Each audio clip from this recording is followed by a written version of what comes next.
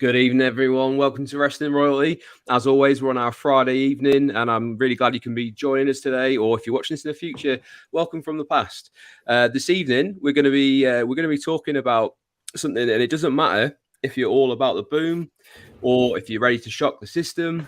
We've got two guys who are going to be helping me out tonight. We've got Scott from Rebellious Noise Wrestling, and a lot of other good channels as well, which I'm sure I'll let him jump in on that in a second. We've also got Sam Smith, as always. He seems to be my trusty tag team partner these Friday nights before we go live over on his channels. So that's Gimme Hulia, and he's also got WrestleSphere as well. So I will give them a chance in a second to introduce themselves. But tonight, with these kind of experts, it promises to be an undeniably exciting, unbelievably electric, ultimately exuberant, and we are going to be talking about Undisputed Era or Undisputed Elite. Depends what your poison is there. So before we go any further, it's time for a big flashy intro.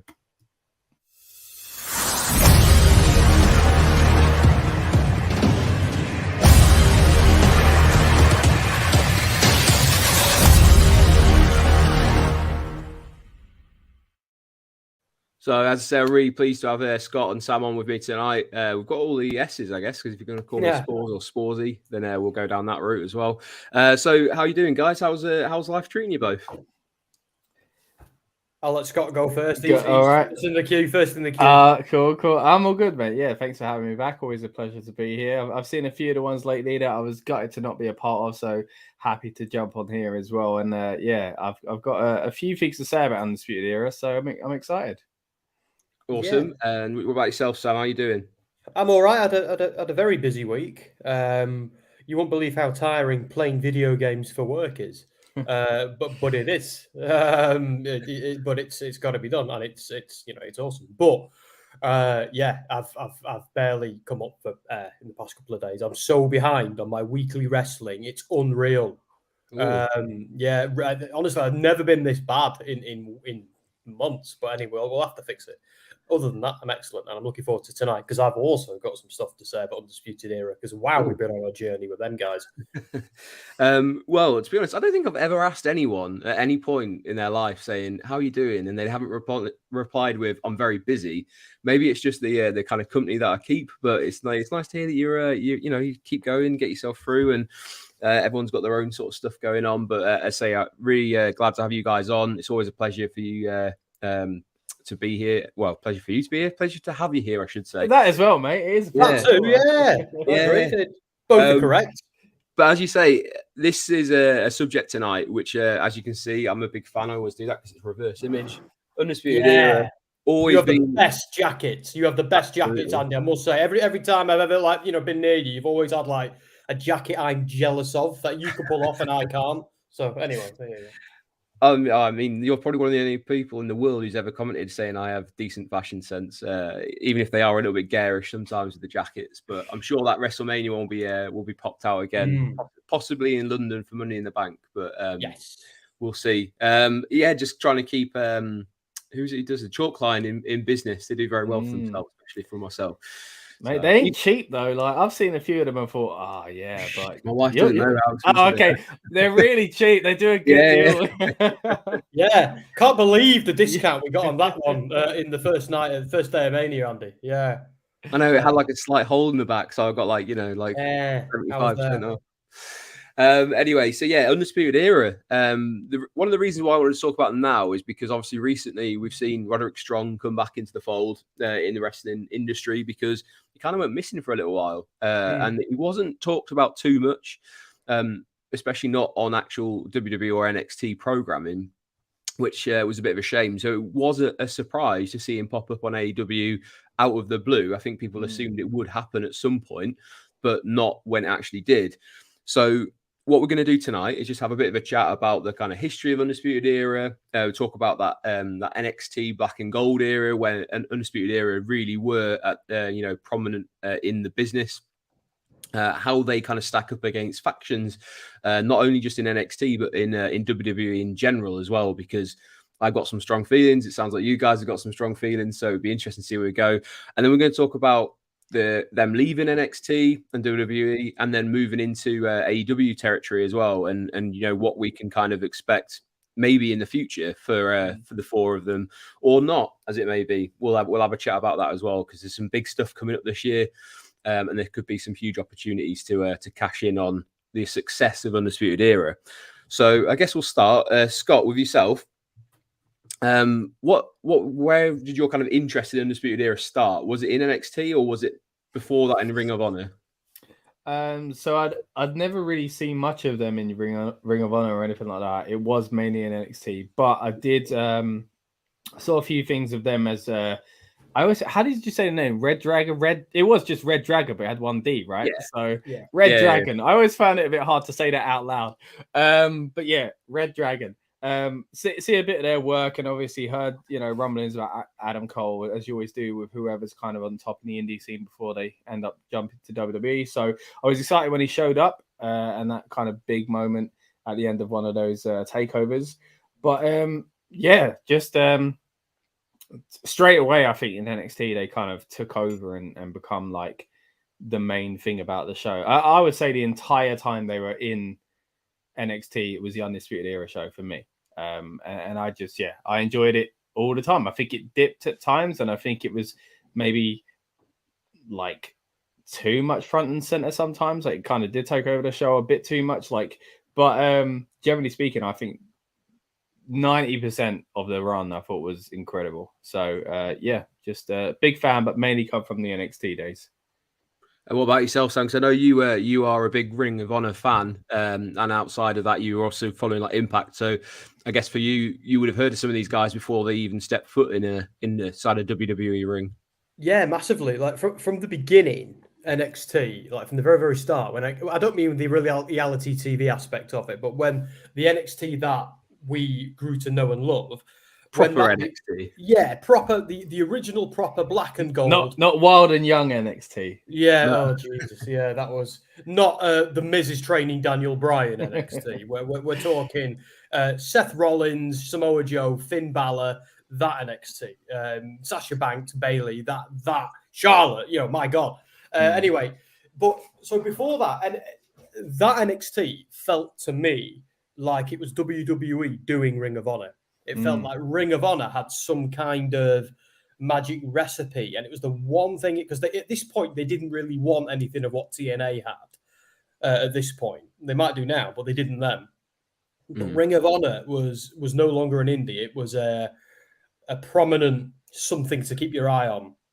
And I think, it was an amazing thing to watch if you were a wrestling fan, and it was a palate cleanser for WWE as well. And NXT felt like it was Ring of Honor. So every time you'd be watching Ring of Honor, and it felt like every month somebody would leave that and pop up in black and gold NXT. And it was great in a way, because it was NXT was almost emulating a lot of stuff what they did in Ring of Honor. And Red Dragon, Undisputed Era are one of those things. Like I went from watching Red Dragon in Ring of Honor and Bobby Fish in Ring of Honor, with Kyle, Roddy and Adam Cole had just been kicked out of Bullet Club by Kenny Omega and the Young Bucks. That was like an earth-shattering Ring of Honor moment when that happened. Marty Scurll came in and took his place. And then we don't mention his name on the stream over here. Oh, fair enough. Okay, I was going to say I was a huge fan, but he's definitely one of those ones that we don't talk about him. So he had a great theme tune as well. Just had to. Yeah, it's a shame, innit? And I've again, that's a bloody another stream in itself, isn't it? But anyway, or maybe not. Yeah. So my point is that was it. That was. I went from watching those guys every week on one show to watching them on another show, but it wasn't until they formed the original Undisputed Era with the three of them that I thought, wow, like I always knew they were good, but wow, these three guys together. And it almost felt like Adam Cole had been kicked out of Bullet Club and was now forming his own faction. So it felt quite fitting. Like the T-shirt even mimicked Bullet Club's a little bit. It was black, but it was gold instead of the white.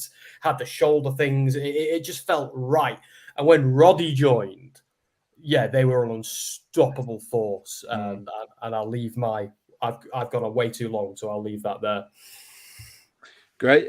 So just to kind of jump in, if anyone has any comments who's watching along, good to have you in, and thanks for joining us. Please make this a conversation. We're happy to have some comments going on. Let us know your favorite Undisputed Era moments.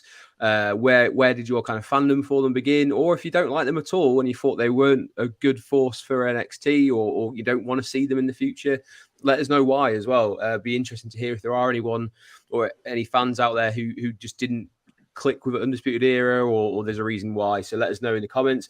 And we've got Daniel Lodridge in. So evening, Daniel. What did I miss? We're just basically talking about so far where our kind of fandom ourselves started from, and where we kind of kicked that off from. So we are going to kind of get into it from now. So without further ado, I don't know if you guys remember when we actually first got introduced to Adam Cole. For myself, I didn't really have much knowledge before he turned up in NXT. So he actually turned up, for anyone who's kind of trying to learn anything tonight. NXT Brooklyn was the takeover 3. I believe it was Brooklyn 3 that he turned up on. Just as Drew McIntyre had beaten Bobby Roode for the NXT Championship, you saw Bobby Fish and Kyle O'Reilly were jumped up on the apron and were just kind of like lounging there. It was all a bit strange because they'd also appeared, I think, earlier on, and they'd attacked a couple of tag teams and introduced themselves that way. These guys were stood on the apron, and all you heard was the Brooklyn crowd went absolutely mental as the camera kind of turned a little bit, and you saw Adam Cole who just kind of set about Drew McIntyre. Do you think this is one of the better intros for someone in NXT, or do you think it was kind of like a what the hell is going on, or did it get you excited, or did you already think, I know who that is? I'm just going to open the window behind me, boys, because I'm sweltering in here. You go ahead, Scott, while I do that. Yeah, no worries. I thought it was a great way to introduce them. Yeah, of course, it is just the 3 of them at the moment. We do get to the 4th member later on, but even starting with the 3 of them, I think was amazing. Like you say, Red Dragon, as they were coming in and attacking teams, and then like Cole coming in, and just like again that like the buzz. This is the exciting time when they'd like have people sitting in the audience being like, "Oh, they're a new signee," or something exciting like this would happen. And Adam Cole coming in out of nowhere, but then, as you said, like the other 2 kind of just sneaking around the ring as well. Like it was like we were watching this puzzle come together before our eyes, and like that's what I watched that moment back a few weeks ago actually. And even them watching it, I was like, "Oh man, it's so well done." Just the way that they your mind slowly starts to go, I think they're all in a group, I think it's an interesting way to bring in a star as well, because Adam Cole was clearly leader of the group and he was clearly going to be the NXT champion eventually, but to bring him in attacking the NXT champion is one thing, but usually they kind of just make a statement on their own. To straight away bring him in and be like, oh, and he's in a stable, I think was a really kind of ballsy move to do, because it was kind of like you're doing 2 things at once. It's kind of, don't get me wrong, a stable can make someone a superstar, but they were coming in as equals. Like if you only watched NXT and you had no idea who these 3 guys were, then you were basically building a brand new group, but also trying to get over a tag team and the singles star at the same time. So it was kind of a risky move in some ways, but at the same time, I think the ROH fans and stuff like that, and the smart crowd that clearly knew who everyone was, really kind of got it over for those that didn't. So yeah, I think it was a fantastic way to do the introduction. Yeah, I think you've absolutely nailed it there, to be honest, because it was one of those things where, as you say, the kind of dumb thing in NXT to introduce a new signee was definitely have them ringside for a little, just oh, look, they're going to be probably on NXT or at the next takeover, there's Oscar or whoever. So it was interesting to see that this was completely separate, and even more interesting to see, as you can, from this picture, you can see Adam Cole was dressed in the kind of like suit jacket and jeans and looked quite smart as he then absolutely destroyed Drew McIntyre with the help of Kyle and Bobby. So yeah, very different in the way that NXT had been before. But I remember hearing an interview where Adam Cole was kind of a bit worried as they kind of went back up the ramp whether he would get the response and people would know him. And he said straight away that was kind of all the fears were just dissolved because he did his Adam Cole and the whole crowd just went baby straight away. Something that I think to this day you can't say his name without someone responding with baby, which is really cool. You're over when you've just got such a simple catchphrase. What about yourself, Sam? I know like Scott's pretty much nailed it, but is there anything else you can add to how they introed them? I liked it. It felt to me like quite organic. It felt to me like a bit of a Ring of Honor invasion of NXT. And at this point, it had become quite formulaic with the stars disappearing one by one from Ring of Honor to go to NXT. So for these three to all come in together and make such a big statement, it broke the mold a little bit. So yeah, because in that era, that's what it was. But yeah, I was into it. I think Scott nailed it. But yeah, to me, I was the same as well. I think I was a little bit worried that if it had been the main roster, only a few of them would have said the Bebe thing back because it was NXT. And if you're watching NXT, it probably means you subscribe to the network. If you bought NXT tickets, it means you understand the product more than someone who might go to a Raw or a SmackDown. So when everybody went Bebe, I was like, wow, these guys have arrived. And it actually then made me think more about who else could become a big deal within Ring of Honor. And fast forward a couple of years later, you've got AEW and what happened there. So there was also a little bit of foreshadowing in many ways. Yeah, I think that was also the moment for me where I was like, okay, I need to go explore like their past because these are people that obviously the crowd know. So I need to go find out more. And that introduced me a little bit to Ring of Honor and the stuff that had been happening elsewhere. It took me on a little bit of a tangent out to go find out about New Japan and Bullet Club and what happened with Adam Cole. Because it was just like if that many thousands of people are screaming someone's name back to him, like they must be pretty special. You know, that was probably when social media was really starting to kick up in terms of like wrestling, you know, communities and stuff like that, and just kind of seeing the similarities, or people were definitely kind of comparing Adam Cole's look to a young Shawn Michaels, which was really interesting as well. Something I think he's got out of now, but I think it carried around for the first like at least few months of him in NXT, saying like, "Oh, it's baby Shawn Michaels" or whatever. So it's always interesting to see that. So obviously at this stage we've got three, and I know there's a couple of comments from Daniel in there as well. So we've got we will kind of come round full circle to where we are today, because it'd be interesting to see if we do go back to a three-man Undisputed Era or Undisputed Elite, which we'll probably have to go by. But it might not be the three that actually debuted. It will be some sort of tangent because, as was brought up, in Ring of Honor, there seemed to be this kind of like interchangeable Adam Cole with Roderick Strong, and then they had a big feud over the years in Ring of Honor, which turned into Red Dragon with Bobby Fish and Kyle O'Reilly, and then they drip fed Roderick Strong into that as well, which we would kind of then see, you know, come full circle as well. We'll go through like kind of favorite matches as well. But let's start with Adam Cole, because it became quite apparent quickly that Adam Cole was going to be almost like a sort of de facto leader, just purely because of the way he was presented. And he went after the singles titles because obviously the tag titles were snaffled up by Fish and O'Reilly. But Adam Cole was definitely sort of positioned as the leader. In terms of Adam Cole's impact on NXT, would you have him on a sort of Mount Rushmore of the promotion, or you know, where does he kind of stack up against the champions of the past? Oh, in my point of view, he's in there. Yeah, he's definitely in there. But I'd put Undisputed Era as a faction higher than him individually. Like he's definitely, you know what I mean? He's definitely included in that conversation. But when I think of NXT, for me, it's Balor, it's Rollins, it's Samoa Joe, Charlotte, Becky, Bayley, Sasha, Shinsuke. I think it's them guys, and then it's Adam Cole and Gargano and Ciampa and that era of it. For me, I put the first era ahead of the other era, and I put that second era way ahead of the current era as well. Okay. Scott, anything go back to that? Because that's some interesting points there. Yeah, so as far as the eras of NXT, I go more with the second. If we're breaking them up in that, I think the Undisputed Era is my favorite in NXT. I think it just got to boiling point. I think it started to dip, and I think we'll probably get there later on in the conversation when it gets to like 2020, 2019.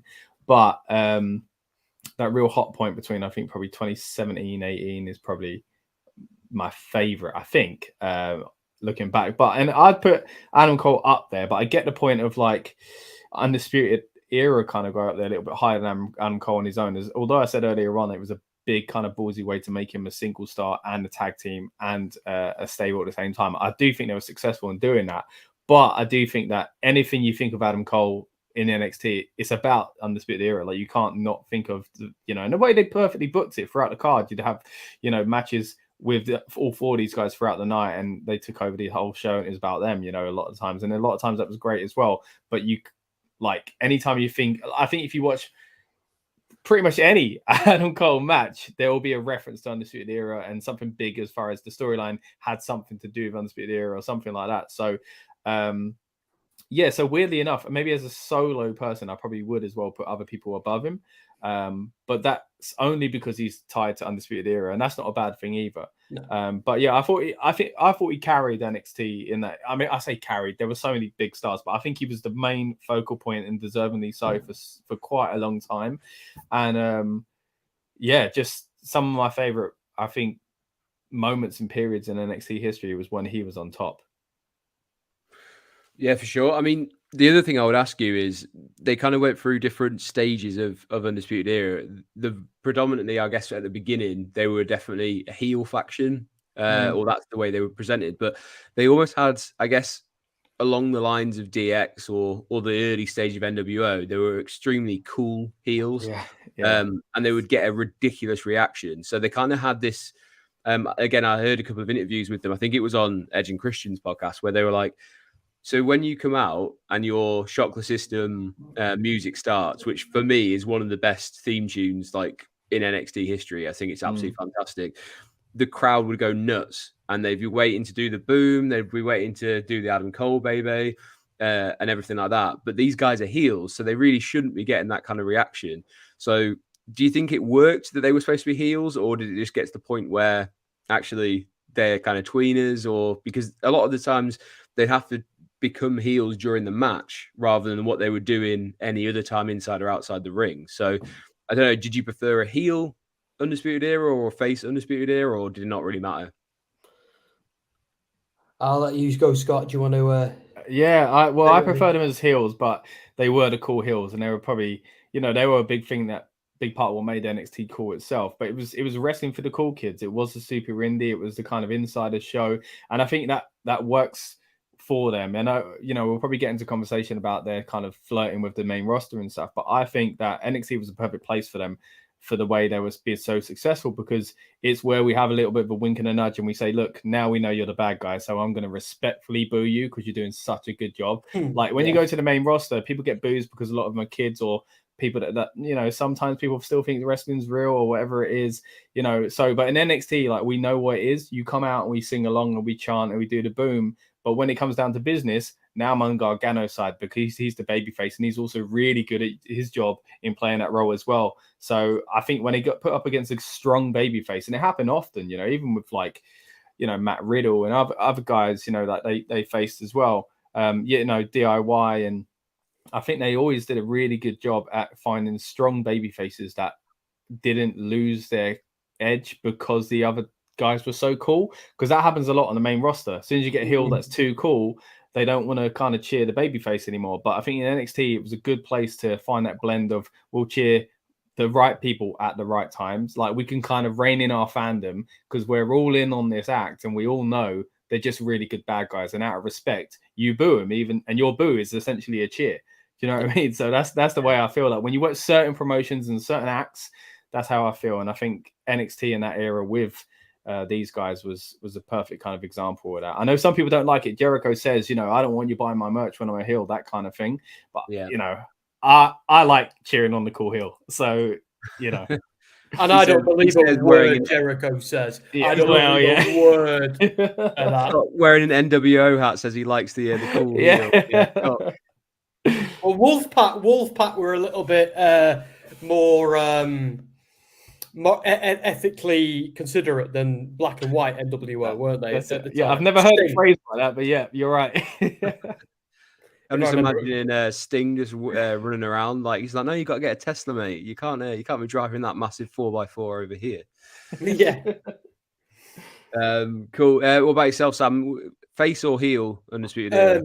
Heel, damn straight, because like Scott was saying, I think when you boo a heel, like I did it at Mania, I did it at NXT, like I booed the absolute living crap out of Grayson Waller because he's brilliant at doing that. And we all know wrestling's fake, but we still do that because that's the transaction between us. We're there to take part in the pantomime, and that's a very important part of it.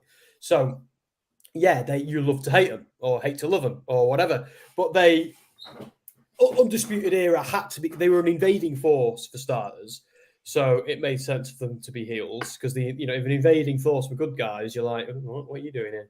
But at the same time, they were kind of replicating the Bullet Club formula somewhat. They were capitalizing on Cole being a former.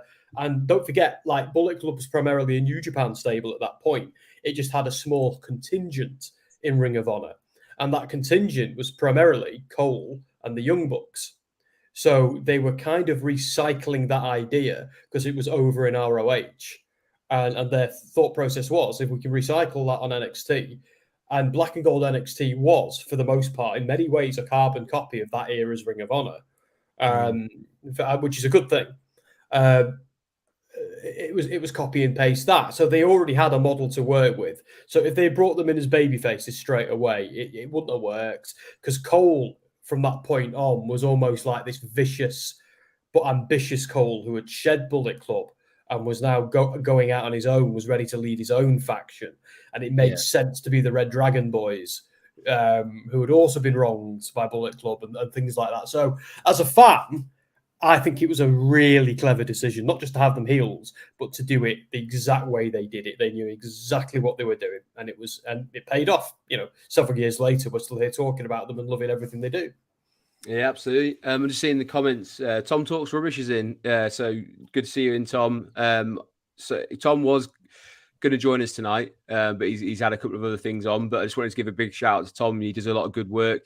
The interviewer that interviews the interviewers, if that makes sense.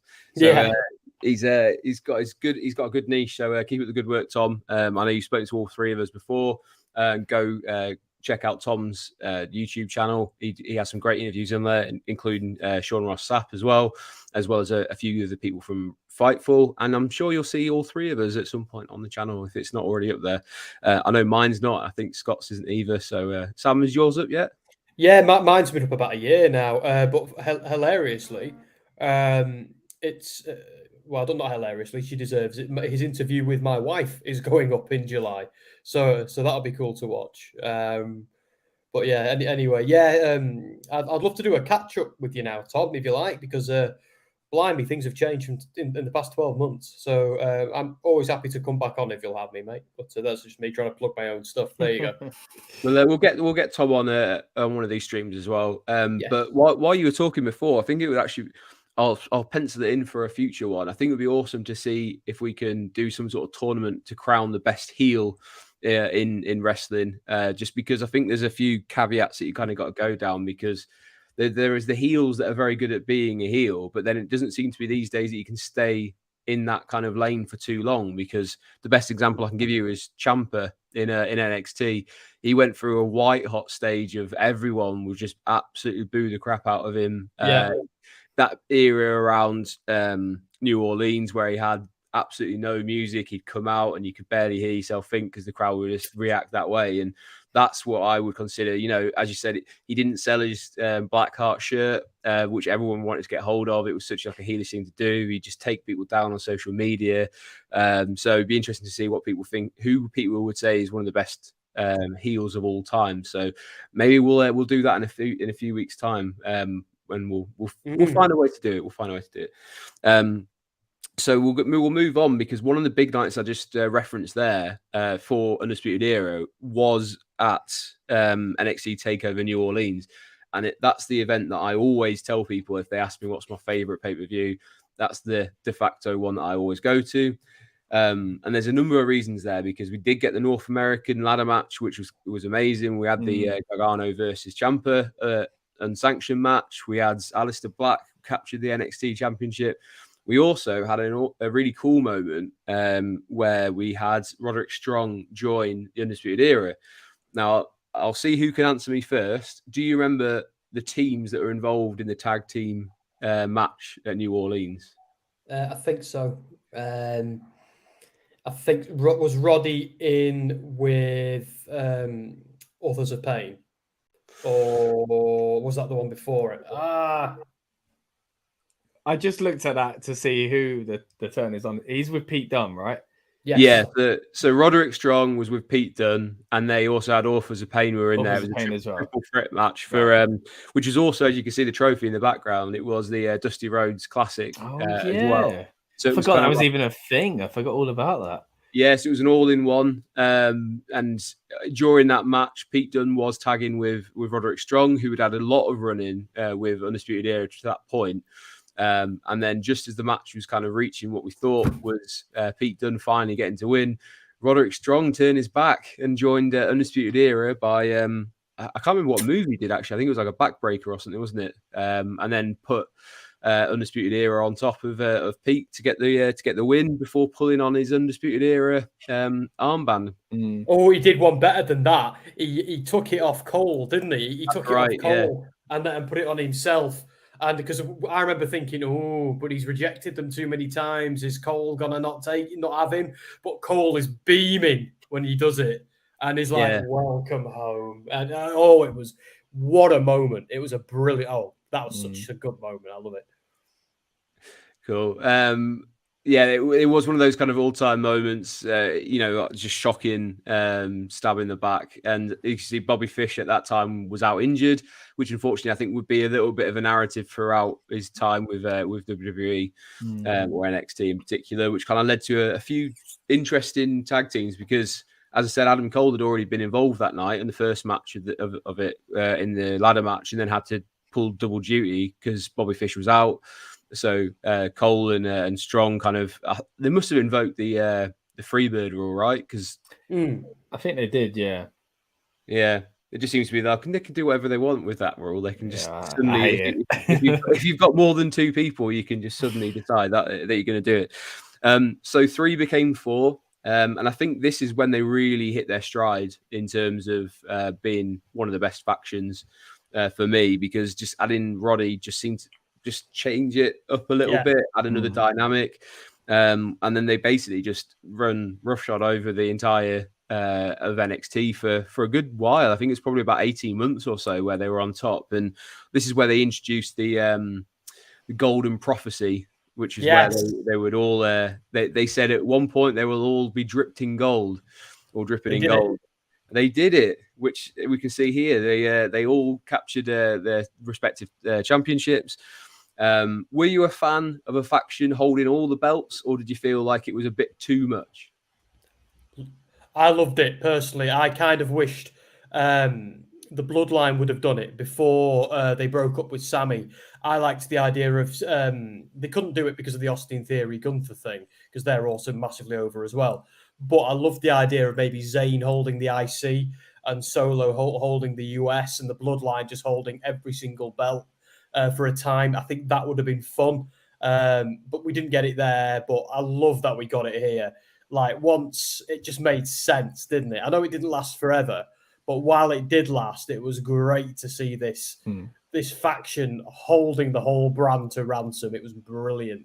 Great marketing with the Undisputed, the Golden Prophecy. Yeah, loved every second of it.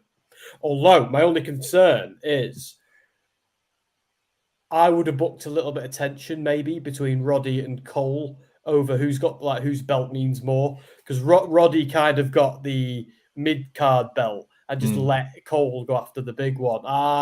If they're heels and they're all deluded and trying to climb over each other, my only criticism is heels are always much better friends than baby faces. And I find that strange. It's so true. Look at any wrestling promotion. It's always true. You know what they're saying is there is honor amongst thieves, so you can't discount that. But what about yourself, Scott? Were you a fan of this Undisputed Gold era? Yeah, I love it. I think just like what Sam said there, I'm always kind of looking for when they could do it again. Another great example, of course, is Evolution doing it as well.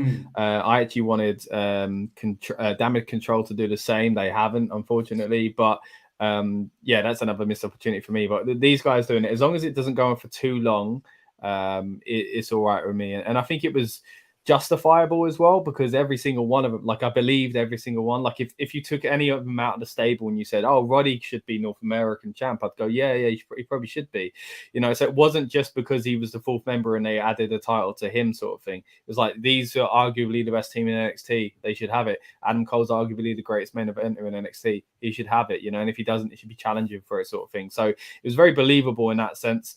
You don't want to hold the brand ransom for too long so it gets stale. I think they did it quite well. Again, at times I do think some of the Undisputed Era stuff did go on a bit too long, but I think for the most part, them being champions, they were always in and around these titles anyway. So of course there had to be a time where it all aligned.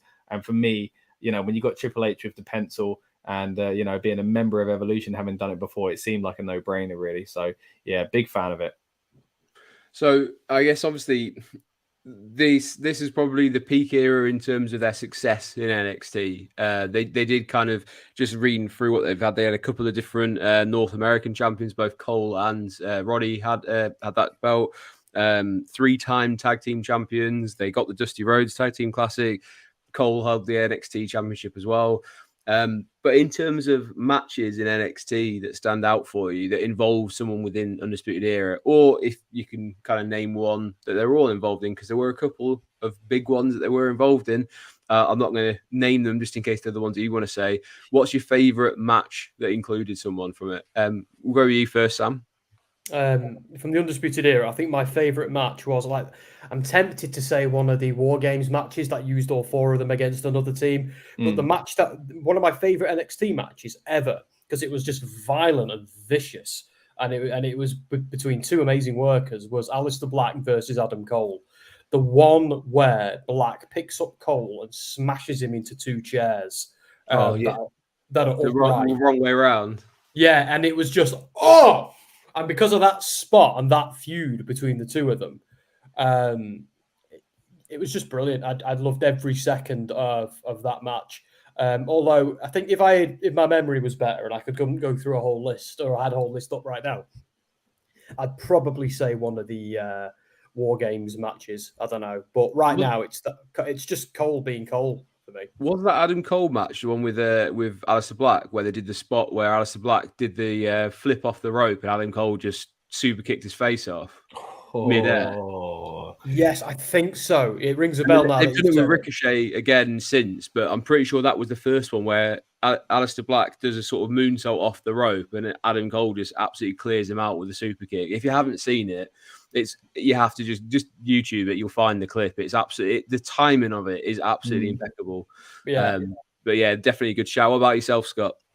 Yeah, I think the War Games ones, I mean, I kind of want to go back and watch a lot of them now just to kind of put it in my memory. But I remember the War Games one standing out, even though they do kind of bleed in each other for me for now. But I also, and I mentioned him earlier on, Johnny Gargano being the face opposite Cole, I really liked, because that storyline was coming to a climax as well in many ways. Another great example of what NXT did so well, but also dipped at times towards the DIY storyline.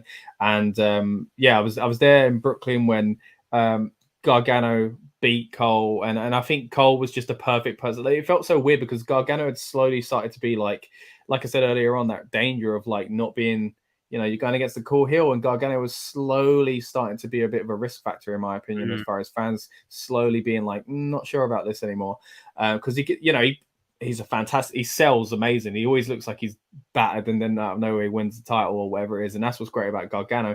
But there's always a fine line that you could dangerously step over. And then when you got a cool heel on the opposite side of that, I think it's a risk. But I remember going into that match thinking, I'm a bit concerned for Gargano here. But again, it was one of those examples where people knew the roles and the fans played their roles as well. And, that moment can't happen without a great heel like Adam Cole. So for me, that's one of my favorite. It might be rose tinted glasses because I was there as well, but I really enjoyed that. And again, like Sam said, you can't look away from the War Games matches for me, and just the visual, the visual side of the 4 guys. I mean, it's always cool when they put on camo or they wear similar gear, but these guys always look like a unit. They always wore similar gear, and I think just seeing those guys against whichever kind of random team's been thrown together, and they always built up a good threat against them, I felt as well. There was always still this kind of like believable, because they were up and down the card. Adam Cole, his main enemy would be in that match, and then there'd be a team that was in that match. And I think they always did a really good job at kind of making it clear that Undisputed Era have like a goal together, but also their own private battles as well. So I quite enjoyed 100%. that.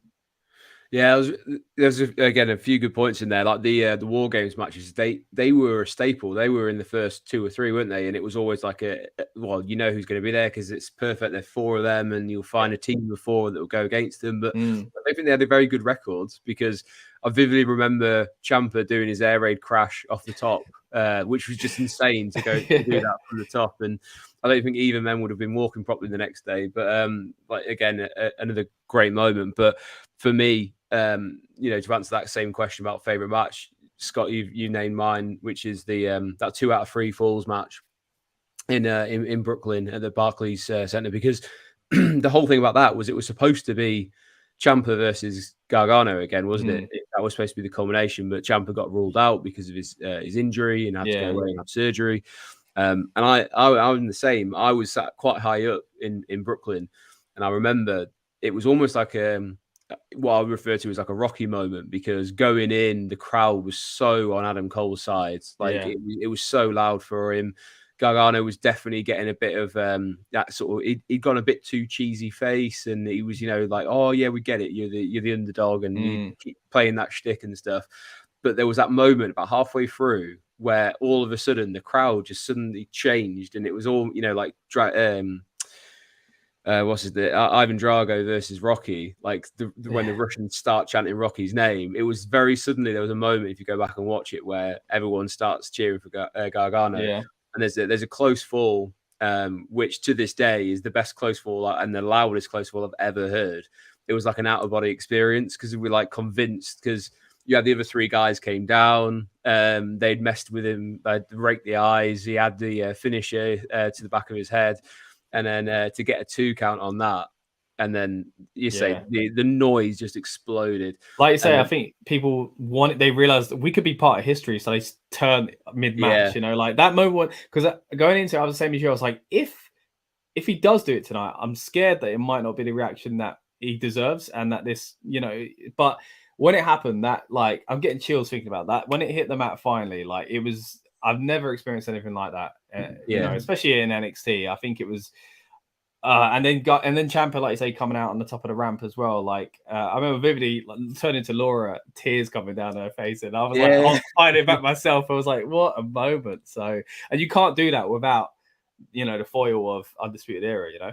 Yeah, and that's it. I think that's what they were great at. Was like, it doesn't matter if people were rooting for them at the beginning. By the end, because of the way that they tell the story in the ring, you knew who you weren't really supposed to root for them. And they would do enough to go, probably similar to the Bloodline now, but it's not quite as nuanced in the Bloodline. But you kind of like, oh, I know exactly the way this is going to finish. And you kind of feel like at some point they'll go down that route. I feel like there is a mirror image. It's just not quite as well pulled off with the Bloodline. They'll do that thing where Solo's going to cheat to win. But when we get that one where he does it and someone kicks out, and Roman actually loses because of it, it will mean that much more. And that's what we had that night. And maybe they'll do that in the future. Maybe I'm wrong and they won't do it, but it feels like that's the way that they could go. But yeah, that's probably for me was the peak of NXT was that kind of match. And then unfortunately from there, there's a couple of injuries crept in. The pandemic hit, and everything started to kind of unravel for UE, which probably is called. We have to keep saying the name over and over again. So I don't know if you know, and if anyone in the comments wants to say, do you know what the last match that these guys all had together was? Oh. Well, I know obviously Cole had a massive feud with O'Reilly in NXT, didn't he, before he left? And then O'Reilly became Cool Kyle Cassidy, and then left. So, and obviously with them two, it would be them two. But when it was, because then, what's he called? Roddy went off and did Diamond Mine, didn't he? And Bobby Fish just kind of disappeared. So when they were all 4 of them were together, I'm not sure. I remember the whole thing with Finn Balor. Is that related to this or not? Oh yeah. Oh, you get in there. Survivor Series. When the NXT went up, because they were feuding with Balor and AJ, weren't they? At some point, I forget. We'll get to the this sort of very sporadic main event or main roster, or I should say, appearance that they had before they were out. But the last match they had together was the NXT Takeover War Games, where they went against Pat McAfee's team, where he had Pete Dunne, Oney Lorcan, and Danny Burch were their team. And they went against them, but Bobby Fish got injured in that match. That was actually the last time all four of them would be in the ring together. And then following that, they had because during that they kind of switched, and this is when we got the face Undisputed Era. And they were kind of like, well, which is interesting because now if you were trying to say Pat McAfee is a bad guy, people just like, nah, that's not a thing. Yeah, because he's so over it, when he does his appearances now. But these guys turned face to be the foil, and then basically what happened from there was we had the face group, and then they were sticking up for Balor, who was the NXT champion at the time when he came back. And there was a bit of a sort of respect thing between him and Kyle O'Reilly. And then after Balor was being attacked by Pete Dunne, I think it was Vengeance Day takeover during lockdown. They made the save, but then Adam Cole super kicked Finn Balor, and then super kicked Kyle O'Reilly to officially end Undisputed Era, and that's where the rivalry started between Cole and O'Reilly. Wasn't there a moment? Sorry, Andy. Wasn't there a moment as well where we've got Balor's in the ring, standing next to Cole, and he does a Pele kick to Cole's face, and then it was Gargano. Oh yeah. Oh right. Because it looks like he's a new member, doesn't it? Like of Undisputed Era, kind of unofficially, I guess. Yeah.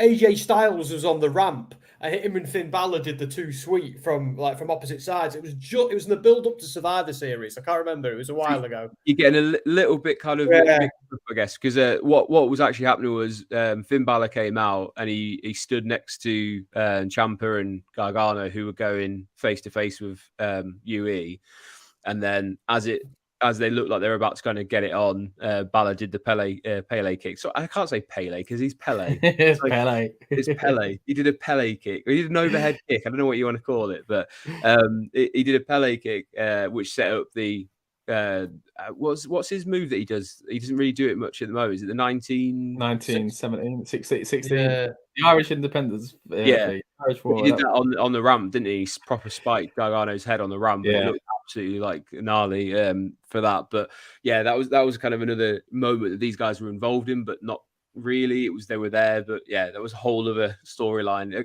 NXT was so good back then, and that's probably the reason why we then go, why didn't they do that now? Because they had such amazing polished wrestlers that could kind of pull that off, rather than it being developmental, which I guess is why people are a little bit annoyed. But that's again another story, another stream. But I'll tell you something to make you. Actually, it won't make you laugh. It'll horrify you both. But I think the reason for my mispronunciation of what is it, Pele, is because if I'm being honest, all I know about him is he's a footballer. I don't even know who he is. I know nothing about him. Couldn't tell you I don't even know the country he played for. I have no idea.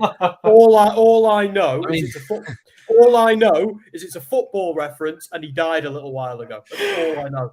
That's the limit. I mean, to be fair, it could have been worse. You could have said, "I only knew him for his erectile dysfunction adverts," and that would have been even more to his legacy. He's a very famous Brazilian football player. Probably the most famous Brazilian person. I know he's very famous and he plays football, but anything else other than that is lost on me completely. Wasted, utterly wasted. And to the point where I have pride about that. Because my indifference to football is an enormous part of my identity. Do you know who Maradona is? I know he's a footballer. That's about as far as it goes. All right, well, okay. We'll save it because we could go into a tangent and it's not going to go well for anyone. So Pele's a very famous Brazilian football player, probably one of the most famous football players of all time, and he's widely considered one of the GOATs. Which is interesting that he gets a wrestling move because unless you were punching someone in the face with your hand and it was getting called a Maradona, that's the only kind of you could do that. But anyway, so basically from there, the Undisputed Era went their separate ways. Bobby Fish was injured. By the time he came back, it all imploded. Adam Cole wanted to do his own thing, and Roderick Strong and him had a I think it was 3 matches they had in the end. over the course of the next few months, which was they had some great matches. There was an unsanctioned match and just a normal wrestling match. So they did kind of explore that. And it was interesting because I thought, Kyle O'Reilly, I should have said. Kyle O'Reilly actually had a great, he came out of that really well. He had his own persona. I think he got a few more fans and came into his own, whereas I think he was a little bit, not downtrodden, but hidden away in the back of Undisputed Era. What did you make of Kyle O'Reilly's singles run in NXT? You're right there. I'm laughing at cool Kyle. Okay, yeah. With the shades on. And, yeah, that I wasn't sure of. Like, I was expecting him to put his hands in his pockets and start going everyone. I think he pulled it off. I don't think WWE pulled it off. I think it was a bit cynically booked. And I think they were capitalizing on something they didn't have, but they didn't have the stones to do it on the main roster. So they tried doing it on NXT just to see if they could get a piece of that pie. The matches were good, though. I thought Kyle O'Reilly came across like a really plucky, hard-hitting babyface. And I genuinely believed Cole would be jealous of him and would do that, because that's just who Cole has always been in wrestling. Which is why I'm actually struggling to take him seriously as a babyface in AEW right now, because he's always just been such a dick. You know what I mean? And he's the dick. He's the dick I love as well. You know, I want to see him be more like that. You could say I want more. Anyway, you know.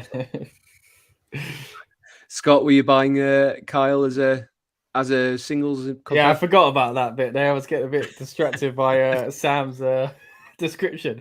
But no, the cool Kyle thing I weren't too sure about, but I was interested to see what they were doing, where they were going to go with it. Obviously, nowhere. But previous to that, I think they planned it quite well. I think it was exactly how you'd expect the Undisputed Era to be. As Sam said, you know, you could buy Cole being jealous, and you could buy KO wanting to kind of, impress and show everyone what he's got, sort of thing. And I thought he did a great job. They tried to transition some of the elements that were great about his character within Undisputed Era as well. Like, you know, the simple things like the guitar strut when he came out. I think that made the entrance incredible, by the way. There's so many fantastic things about that entrance, but that was so fun and cool. And then obviously he does it with his new music, but then he kind of, before he turned into Cool Guy, was kind of like, yeah. And I hate when wrestlers do this, as much as I like metal music and stuff growing up. But when someone's character is like, I like heavy metal, I'm just like, ugh, makes me feel a bit uncomfortable. And he became like, his character was, I'm the heavy metal guy. That's what it felt like to me. And it was like, remember how I did the guitar? I'm really doing it now. And I was like, I'm not sure. So it started well, but then some aspects of his character I wasn't too sure about. But the believability of them kind of being against each other, fantastic. And I think as well, the match is fantastic. Kyle O'Reilly performed well, and I think he showed. And I think he seemed quite over at the time as far as talking to wrestling fans and what they thought about it. I think it was quite believable. I guess you go back to things like Evolution. The idea is to make another star in Batista and Randy Orton. And I feel like if in another timeline, that could have been the case for Kyle O'Reilly. And many of these guys have a lot of these injuries, and 2020 didn't happen as well. So I enjoyed it. It was the best thing going at the time. But it could have been better under different circumstances. And unfortunately, Undisputed Era kind of wraps up in a very strange time in the world's history. So that was unfortunate. And DIY story is the same as well. So, and I think it's a good example of hindsight really going, man, we were stretching out both those storylines a bit too long. And then obviously you don't expect what happened to happen. Nobody did. But it kind of made me realize, at least, we really should have done these things about 6 months ago with both those storylines, so that was the only downer for me. But I think what they got out of it within that situation, both guys performed well. It was believable. It was kind of like a passing of the torch as far as the respect level goes in the main event hierarchy, as far as Adam Cole moving on to Kyle O'Reilly. But then it all kind of went to nothing. So I think it'll be forgotten about, to be honest.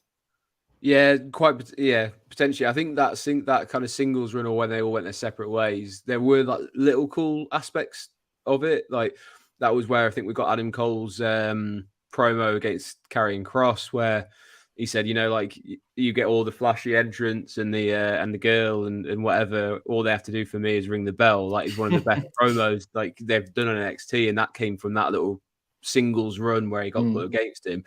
But yeah, it definitely seemed like the torch had kind of been passed and the time had run. And we're going to wrap up the stuff with them in WWE now, but just before we do, there was some main roster appearances. Famously, as it was Sam said earlier on, we had the Survivor Series match, particularly the Roderick Strong versus AJ Styles versus Nakamura match. I don't know how well you guys remember that, but that was the 1 year that they've had NXT involved in Survivor Series, and NXT did pretty well out of it, to be honest. And Roddy actually won that match. Do you fondly remember it? Can you remember it at all, or what are your thoughts? Not details. I just remember feeling positive about it. If I think back to it, I feel like I liked it at the time. I don't really fully remember what happened, but I was glad to see NXT involved. Even that, probably a bit too late. And then, yeah, they never really did it again. Survivor Series, we could talk about that forever. I think the way they've kind of weirdly done that for years. But I like the NXT aspect, and I think it worked because you had these guys involved. Yeah. Go on, Sam. I was going to say, I thought it was nuts because it had a lot of like interconnecting storylines, that Survivor Series. There was so much going on, like multiple layered feuds, and I'd love it if wrestling was always like that a little bit. I think like AEW could be a little bit more chaotic and a bit like that compared to WWE, which is often follows a simple this person is feuding with this person format, and it's rare that feuds overlap and become multiple feuds.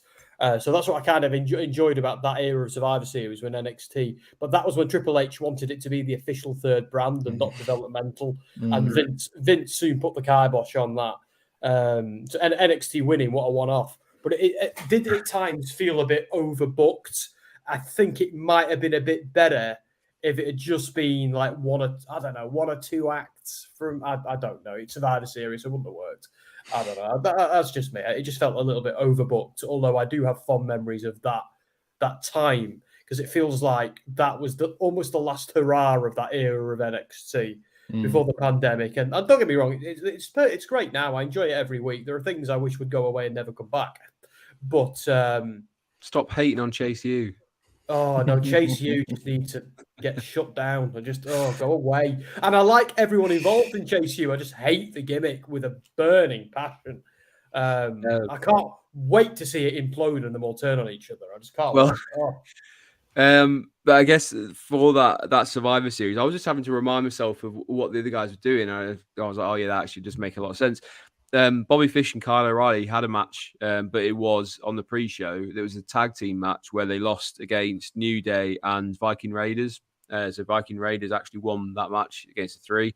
And I do remember at the time people going, "Oh my God, we're going to get to see Adam Cole against Brock Lesnar and Bray Wyatt. What is going to happen?" And then they basically just went, "You're not getting that because we'd have no idea how we would book it." So the Fiend, Bray Wyatt had this match against Daniel Bryan, and Brock Lesnar randomly went against Rey Mysterio, and they even had they had Adam Cole defeated Pete Dunne, so they even threw in the NXT Championship match, but it was a bit of a strange one because I think people were like, "Well, you've got all the other champions fighting. Why have you still decided the main ones don't go against each other?" How would you have felt about Brock Lesnar versus Adam Cole versus the Fiend? I was begging for it when I realized that was the potential match main event of Survivor Series. I was like, oh my God, that is what a nuts thing to book. How much fun would that be?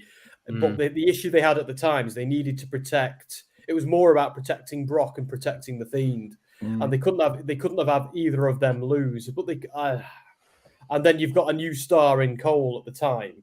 Although let's be honest, before we talk about AEW, the reason we lost Cole in WWE is Cole was terrified of going to the main roster and being dressed up in a gimp suit like Karrion Kross or whoever. So, but yeah, I think that was a huge wasted opportunity, and I was furious, and I was actually happy when Mysterio got squashed for the first time in my life. So I guess just to round off WWE, we didn't ever see Undisputed Era as a quartet or a foursome, whatever you want to kind of call them. We never saw them together on the main roster. Does it go down as one of the biggest missed opportunities in NXT to WWE history? Yeah.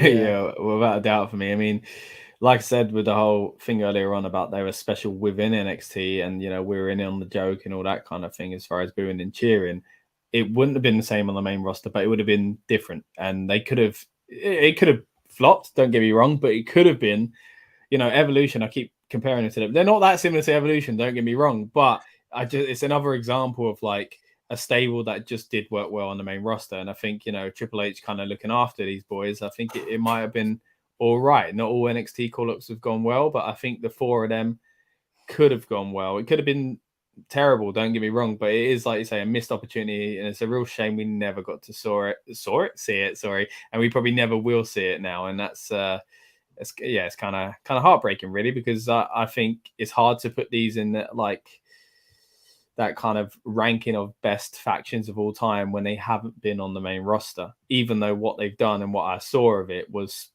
arguably some of my favorite stuff ever with a faction. So it's a real tough one. It is a bit of a stain on their legacy, unfortunately.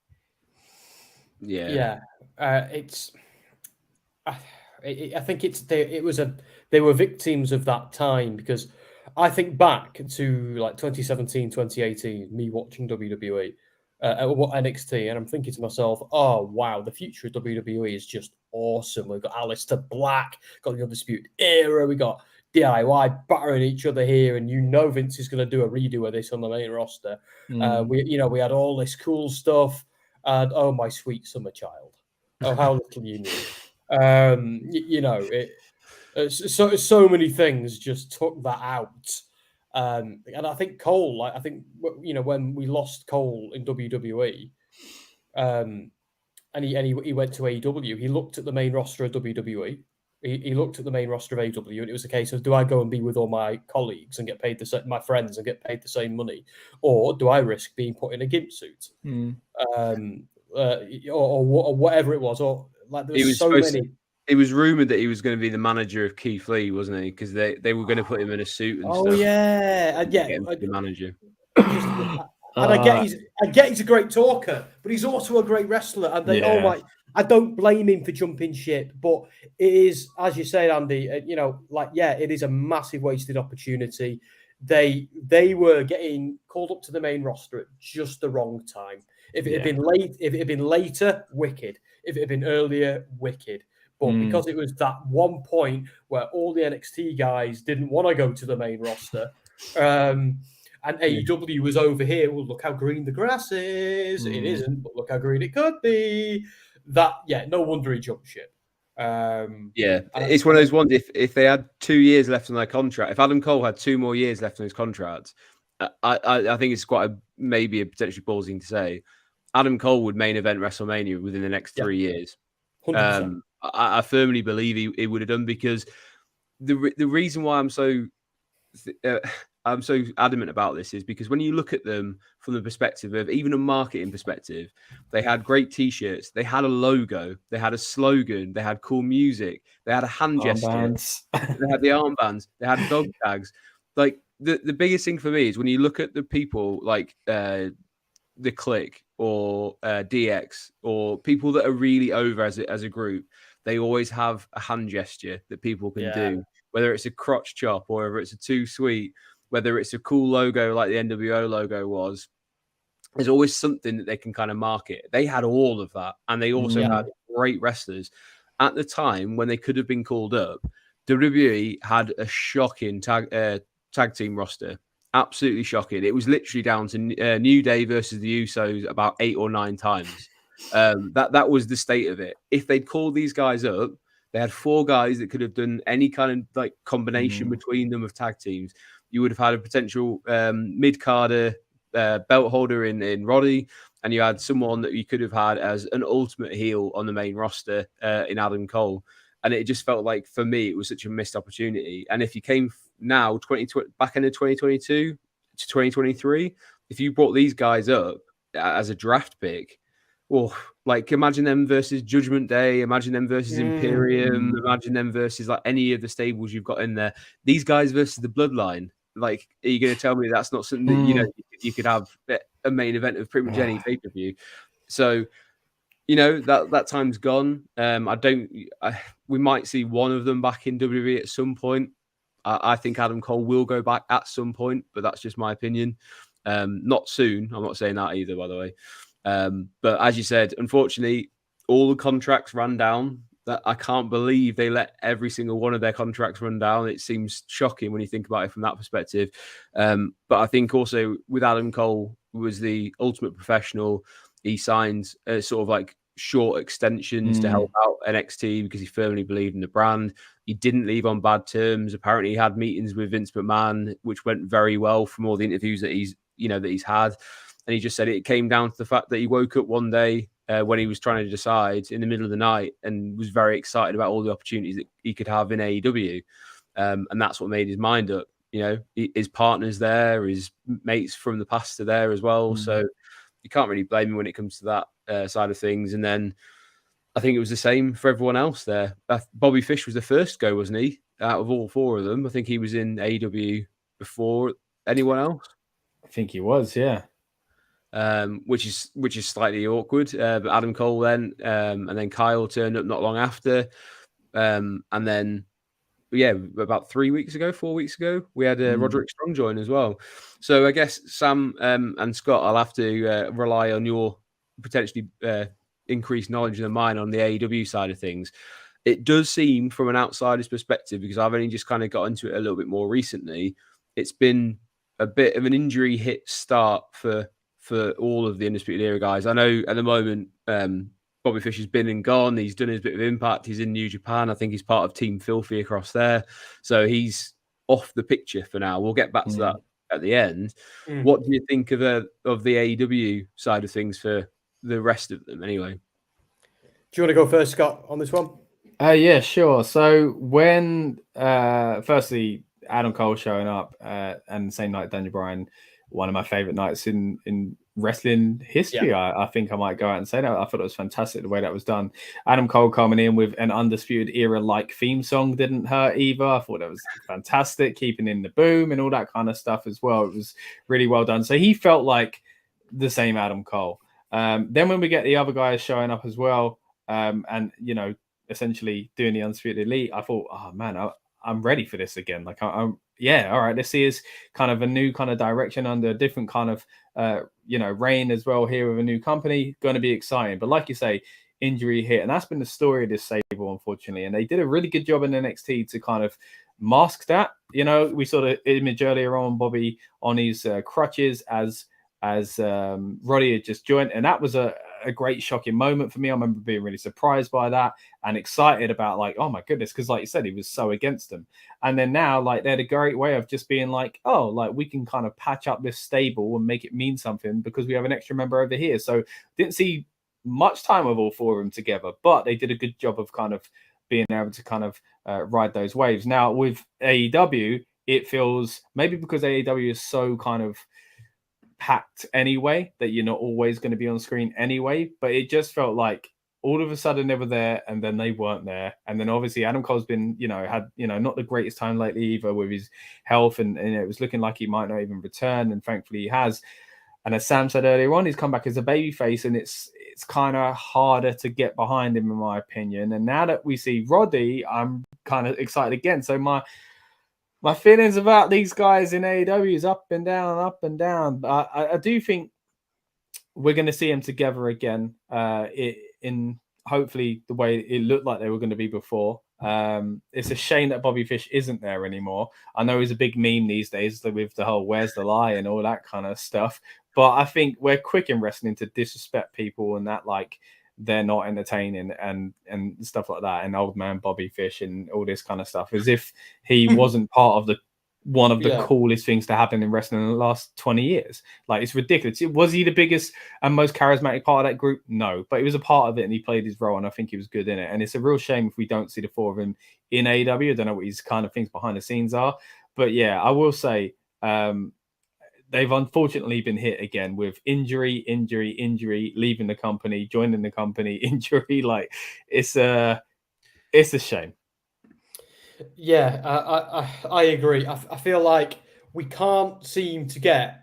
It's like herding cats. We can't seem to get all four of them in the same room. One of them scurries out when we get the other three in, and it's like, it's like trying to take four cats to the vets. You know, have you ever tried that? Nightmare. But anyway, like I remember, like that night, what you described, Scott, as one of the best nights in all of wrestling. When I agree with you, that night where Cole turned up, then Brian turned up. I'm like dribbling into my beer like this is amazing. And don't be like CM Punk was there at this point. We had, you know, like the Elite there. Everything was there. All these pieces and ingredients were there for the best wrestling pie ever. And I thought, wow, with all this going on now, WWE need to up their game because this company is the future to the moon. Oh my sweet summer child. You know, I've got Cameron Grimes' t-shirt on right now. Oh, I love it. I wonder if I kind of got some kind of anchor from that, a psychological. But yeah, and so they came. Look, when they came back, Cole comes out, snarls at the Elite, and goes, "Do you remember what you did to me?" And I loved that because that was like the last time we saw him with Kenny Omega and the Young Bucks. They were doing horrible things to him, kicking him out of Bullet Club. So for him to come out and be like, "Do you remember?" And then for it to be a big swerve and they all embrace and they're all friends, and get Omega to be then, no, dude, that's water under the bridge. Water under the bridge. This is one of our best friends ever. You think he was going to come out and beat us up with his friends? Nah, this is great. And that was brilliant. So then we had the Undisputed Elite. But the problem with that is this is around the time Kenny Omega is like the champion of everywhere. And got a bit overbooked. The stable got a bit stuffed with people and personalities. But then we had this awesome moment where Fish, O'Reilly, and Cole attack the Elite. And I'm thinking, oh my Lord, this is something I wanted to see for years. Like, you know, the Elites, the former Bullet Club guys versus the Undisputed. One is a former Bullet Club guy. This is a feud. I've wanted a faction on faction thing I've wanted to see in ages. And then nothing happens. And then it gets even worse because we have the brawl out. Bobby Fish and CM Punk famously absolutely hate each other. So with Punk coming back, and he like Fish has said some things. Like now, Punk is coming back to the company more than likely. Although there's been an issue there again, but with Fish, I can't see Fish coming back now because of the beef between him and Punk. Now maybe that could be squashed and he could be on a different brand, but their paths are going to cross at some point. So I feel like we just can't get the thing that we want. And the thing that we want, at least what I want and a lot of other people want, is all four of these guys together as heels in an awesome feud against another big faction or something, or at least, you know, and like with them all being baby faces now, that concerns me because what happens when the Elite come back and I go, hang on, boys, what about when you super kicked us a few months ago? Like how now that they're all baby faces, how's that going to work? Is that just going to be water under the bridge, like when MJF just forgave the firm out of nowhere? I'm apprehensive when it comes to the Undisputed Era or the Undisputed Elite or just the Undisputed, whatever the hell they are now, because I feel like we just can't get them on the same page, and I feel like it's a fever dream. Have you ever had like a dream where you're trying to obtain something and it just slips through your fingers and slips through your fingers, and then you wake up and you never actually get it? I feel like it's like that with these guys now in WWE and AEW, and I'm begging for someone to prove me wrong. No, that's fair enough. I mean, in his time so far, like Adam Cole, he did get the Owen Hart Memorial Cup, right? He won that tournament, which I think, which so far is his only championship win. I don't, title win. I don't know what you kind of call that in terms of the tournament, whether you class that in there. But I guess it would be similar to the Dusty Rhodes Cup. It's up there. They're building some prestige around it, etc. But in terms of Adam Cole ever being the face of AEW as a champion, can you foresee that? Oh yeah, well, word on this is some dirt sheet stuff, but word on the street is after All Out, the next challenger for MJF is Cole. That's what the word on the booking street is, which would nicely put it they're going to have to do something with the New Japan show, Forbidden Door. But if we are lucky, that's something we might get to see in Wembley. If we're When you said All Out, do you mean Double or Nothing? Did I say double? Yeah, Double or Nothing. Yeah. Yeah. All Out's after All In, right? Yes. Sorry, it's very confusing. They're all in, out. It's like the Okie Kokie, this. In, out, shake it all about. But yeah, we might, if we're lucky, because we will likely be there in person, we might get to see MJF versus Cole. Now, I think MJF's winning that one, but that's still him at the top of the card up against the main champion. And I don't think we can deny that these days in 2023, MJF is up there now. So I welcome that. I'd love to see how that could cement, even if he loses, that could, in the way like Cody did at Mania, that could still cement Cole as our top guy in AEW. So I'm open to it. By yourself, Scott, would you can you see it happening, or do you think it's one of those ones with his injuries and the concussion side of things very nearly put him out of commission, wrestling for good? Can you see AEW putting the belt on him? I don't think they'd be put off by that, because they put the title on Punk and then he got injured, and they did this whole double champ type situation with Moxley, and which I'm never a fan of, but they were willing to do it because they had a goal and they wanted ultimately Punk to be champion. Obviously then it went wrong again. So I think Tony Khan, by the way he's booked before and the way I've heard him talk in interviews, and seems to be a lover of the history of the industry and certain types of wrestlers, I think Tony Khan's going to feel just like us and think Adam Cole deserves to be the number one guy in this company at some point. Now, whether or not the stars align, I don't know. We've talked quite a bit tonight about how that sometimes was a factor with these guys with injuries and with contracts and whatever else. But I think the MJF thing is a good idea, actually, Sam. I hadn't actually heard that. So, as much as I'm not thrilled about him being a babyface, I think it going against MJF makes sense. And then if he would turn heel again after that, that'd be fantastic. And maybe that's when the stable fully come back together. But yeah, I don't think they'll be put off by it. I think, judging by the way Punk was booked, even though he had been injured, and judging by the way Punk was booked, even though this was kind of clearly backstage stuff bubbling under the surface before All Out, I think Tony is still likely to give it to someone to give the opportunity. And I think he brought him in knowing that, and as I've heard Tony Khan saying, he's watching NXT and he was like, man, those guys over there, like, this is incredible. So Tony Khan in that sense is just like us, and I think he brought Adam Cole there to give him the world title at some point. It's just difficult when they've got so many guys there who could be world champion. And that's another topic for another day, and it kind of tends to come up quite often whenever you talk AEW, to be fair. But of course, they're trying to fix that soon with this apparent brand split. But maybe that's what we'll see. Maybe we'll see Adam Cole get it, and I'd love to see it. And I'd love to see, as Sam said, the four of these align together and those cats finally get to the vet on time. Just quickly touching on the Bobby Fish thing, if that's all right. But I mentioned earlier on the kind of him being a meme and not being respected. But I also think he's kind of collateral damage, I think it's one thing, as Sam said, to bring him back and put him on a different brand, but they will cross paths. That's one thing to risk with the Bucks and Omega. It's another thing to risk with Bobby Fish, who Tony Khan probably would look at the three of them and go, we can still do the same thing. I don't think anyone's going to have enough pulling power to go, we need Fish back. Whereas, like you would with all of Punk's other notorious rivals, there's a big claim of like, we need to make them separate. We need to coexist. We need something, blah, blah, blah. It's worth the hassle. I don't think Tony Khan's going to look at Bobby Fish as worth the hassle. So that's why I think Fish is kind of out of luck here when it comes to a reunion. But I do think Tony Khan will kind of still have his eyes on the prize when it comes to the rest of them. Wouldn't it be great if employees did as they were told? Wouldn't that be amazing? Do you know what I mean? Like, in all walks of life, if you're just like, so I'm Tony Khan. This is my promotion. I'm going to pay you to wrestle. Please don't cause trouble and start having snaps with other wrestlers. Wouldn't that just be nice if that was like, imagine if we had some kind of personnel, that dealt with like resources that are human, a HR department, if you will. I had no idea where you're going with that. I didn't know if you're going down like a sort of Putin route. Like, why don't people just do what I tell them to do, and then the world will be a better place? Yeah. If people just did things the way I wanted it all of the time, without, everything would be great for me, But I guess, like, just to round things off with this, where do Undisputed Era as a faction stand in the history of wrestling factions? How high up do they place?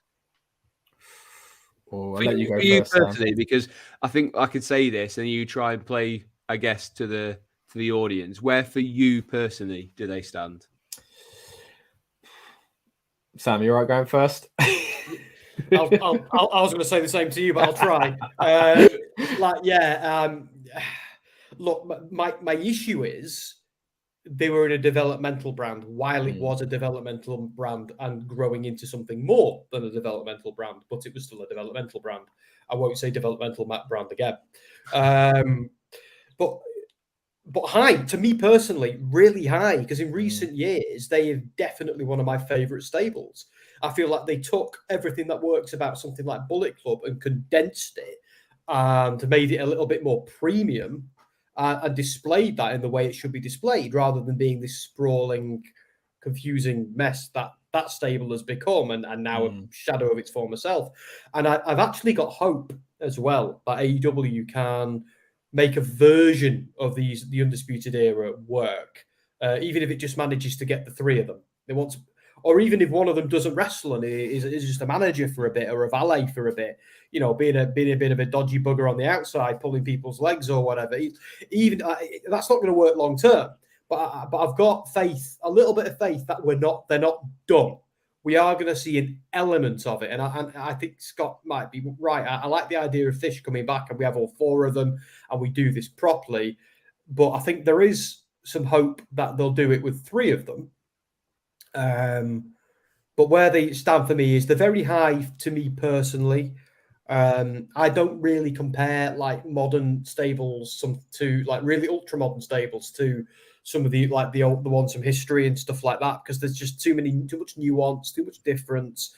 So in terms of recent memory, they're super important. But you haven't just got to be a WWE fan to appreciate them. You've got to be hardcore. You've got to be a bit of a smark. You've got to be somebody who subscribes to the network, watches NXT religiously. You can't be a casual fan to appreciate Undisputed Era. You've got to be like us, really. And that holds them back from greatness a little bit. But to people like us, I think they mean an awful lot. That's the best I can give you on that question. Yeah, I think I'm somewhere in the middle there as well about kind of this difficulty in, you know, placing them in history, because and then this trying to separate and being like, what did I enjoy? And I think if I did it, let's say if we do a Mount Rushmore type thing, they're on that for me, you know? So obviously, big fan of the New World Order. DX, as much as I've compared these weirdly enough to Evolution, I'd put these above Evolution as far as my enjoyment of the stable. Enjoy them a lot more. I liked Evolution very much time. When it first started, I was like, oh, this just stops the DX reunion. So I hated it at the first. And in hindsight, I love a lot about it. But for me, I think Undisputed Era were just so well booked. And I know like this is a weird thing to say because they were in WWE still, but it's kind of like when people say like the Bullet Club, you know, maybe they should be high on the list. Just because they're not in WWE doesn't mean they're not relevant. And if you talk about like what they've done within the wrestling world, the Bullet Club arguably one of the most influential of all time. You know, Sam mentioned earlier on about these kind of splinters that kind of trickle into groups like Undisputed Era, but also AEW as well. So if you're looking on that side of things, influential, then you got to add the Horsemen and stuff like that. But if you don't go kind of, if you try and put Undisputed Era in a box and you put Bullet Club in a box because they weren't on the main roster or they weren't in WWE, then I think you're doing a disservice to not only them, but also the other stables that weren't in WWE, but somehow still get talked about as if they're on that Mount Rushmore. You know, I'm talking about the Freebirds who were fantastic, you know, the Von Erichs and stuff like that. They're still getting a lot of love. The Horsemen weren't even in WWE. They get a lot of love. So how comes they can get all this love still? Because it was from a previous generation before WWE bought all those companies out. But the Bullet Club and Undisputed Era, who are actually still within the company, but probably would still get argued, well, they didn't do it on the big stage, pal. So I think it's the kind of an unfair thing, but it's a very real thing, you know? So again, to kind of round it off, if you're talking history and you're talking, you know, on the big stage, they wouldn't be in the top 5. If you're talking kind of my personal enjoyment, they are. And if you're talking influence, maybe I still would put them towards the top as well, because I think they might not have influenced other stables or anything like that, but what they did in NXT, even though they didn't go up to the main roster, enabled a lot of those guys to get called up to the main roster and build upon what they did in NXT against these guys. So if it wasn't for them, maybe we wouldn't see a lot of these guys on Raw and SmackDown at the moment. So yeah, kind of got to put them high for that alone. Well, you're dead right, because what they've done is that they've taken the hymn sheet that loads of other stables have contributed to. They've refined it, they've made it their own, and they've created a new one from some of the greats with their own stuff. And now that hymn sheet is theirs that other people are looking at. So they've certainly changed the game when it comes to stable. Like, if they hadn't, Tony Khan and people like that wouldn't be trying to sign them and make this thing. And let's be honest, AEW are trying to replicate it. So I'm just going to turn off my WhatsApp because it's going mad. There you go. Wouldn't be trying to replicate something that worked in another brand. The fact that they're even using the word Undisputed is a little bit naughty, in my opinion. But let's be honest, we all want to see it. I don't want to see them get called anything else other than that. That is what they will always be. It's a little bit like, I love how they've just kind of swept the blood feud under the carpet that Cole and O'Reilly had, but it's another company, it's another canon, whatever. I've got to admit, I've thoroughly enjoyed your monologue there, Scott. You covered so many bases, but you absolutely nailed it in terms of where Undisputed Era are in the kind of the grand scheme of things. But while you were saying that, I was interested because I could name you a lot of matches that I would tell people to go watch off the top of my head. Like you've got the matches against Mustache Mountain were amazing. Their tag team matches they had. I would tell you to go watch the North American matches. There's a whole load of different, or my favorite would be a plethora of matches. I'd tell you to go watch about Adam Cole, Roddy and his North American Championship reign and things like that. I don't know if I could tell you off the top of my head a singular DX match that I would tell people to go watch. I don't know if I can tell you off the top of my head, other than the night where Hogan was announced, an NWO match off the top of my head. I would 100% be confident of saying, go watch this, you'll really enjoy it. And I definitely wouldn't be able to tell Bullet Club because I don't know the history of it, and I know there's a lot of kind of like splinters and different formations within that as well. But maybe it's just because it means more to me.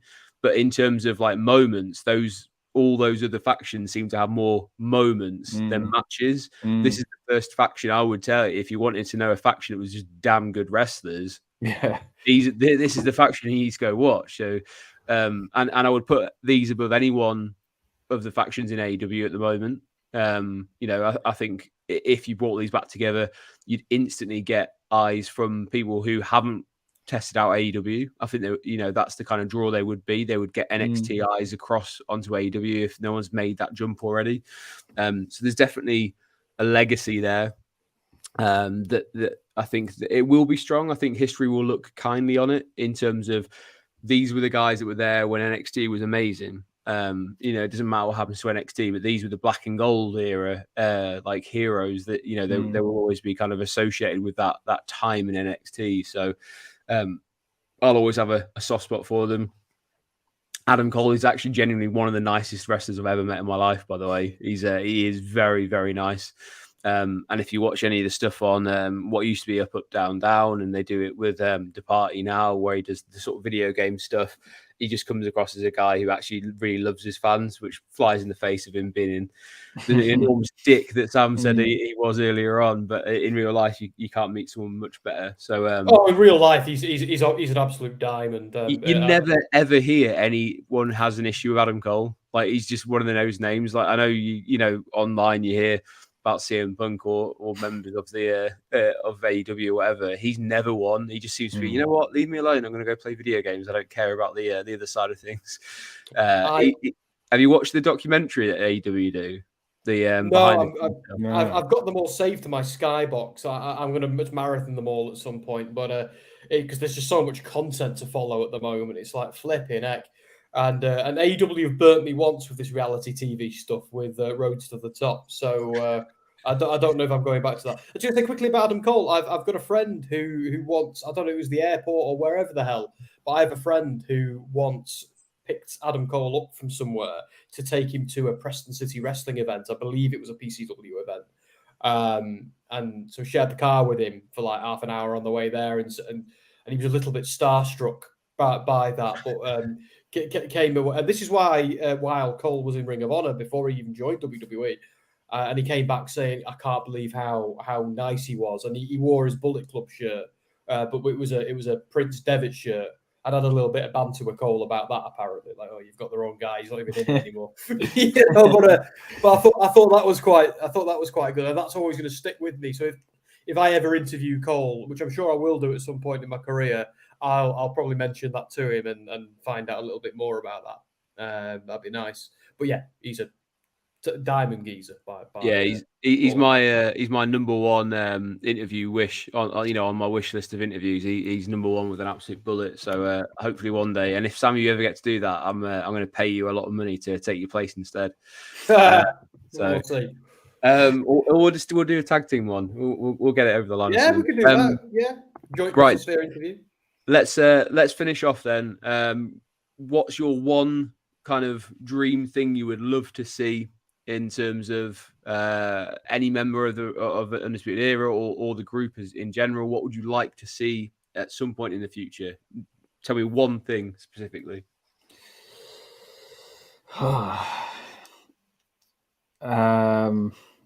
Look, I'll just say I'll settle on one, but let me tell you just a quick thing.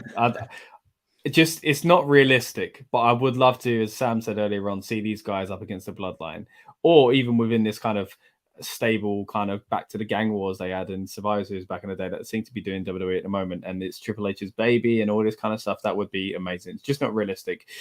The most realistic one is Adam Cole winning the title, so I just want that first and foremost.